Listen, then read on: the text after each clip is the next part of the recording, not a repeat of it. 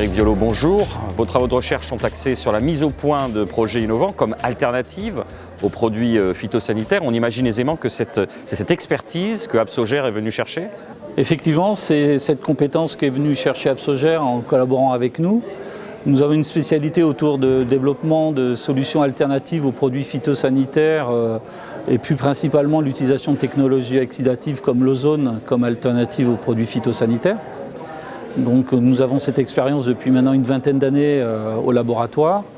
Et dans notre démarche d'accroissement de nos activités et de développement de solutions plus à l'échelle industrielle, nous avons initié une collaboration avec Apsogère pour développer des chambres de conservation à l'échelle pilote, capables d'évaluer les performances de ces technologies oxydatives à base d'ozone pour la conservation historiquement des pommes, qui est un fruit régional remarquable, mais également d'autres produits comme le melon, la prune.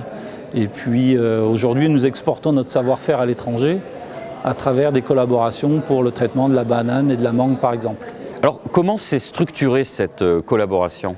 On se connaît avec Apsogère depuis maintenant un petit peu plus d'une dizaine d'années. On a collaboré, nous étions partenaires du même projet qui s'appelait Innopom, qui était porté par la société Blueway à l'époque. Et dans le cadre de ce projet-là, Apsogère avait développé une technologie que nous avons valorisée à travers le développement de chambres de conservation capables de faire des atmosphères contrôlées sous atmosphère ozonée en détournant une technologie développée par Apsogère que nous avons valorisée à travers un besoin que nous avions de développement de chambres de conservation. Suite à cette première collaboration et première mise en place d'outils, notre collaboration s'est intensifiée à travers la réalisation d'autres projets collaboratifs, comme le projet Atmosphère, qui est dédié au traitement de la banane en Côte d'Ivoire.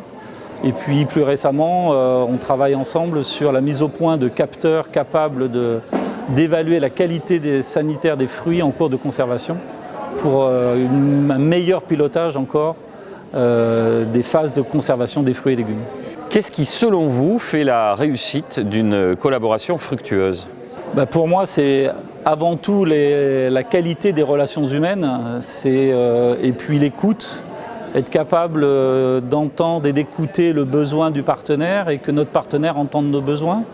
Et je pense que dans une collaboration fructueuse entre un laboratoire de recherche et une entreprise, il faut que le laboratoire soit capable de répondre aux besoins industriels et dans le même temps que l'industriel entende nos besoins d'activités de recherche et de valorisation. Et je pense que ça ne peut fonctionner et ça ne peut réussir qu'en étant à l'écoute l'un de l'autre. Et c'est ce qu'on arrive à faire avec Apsogère depuis maintenant une bonne dizaine d'années.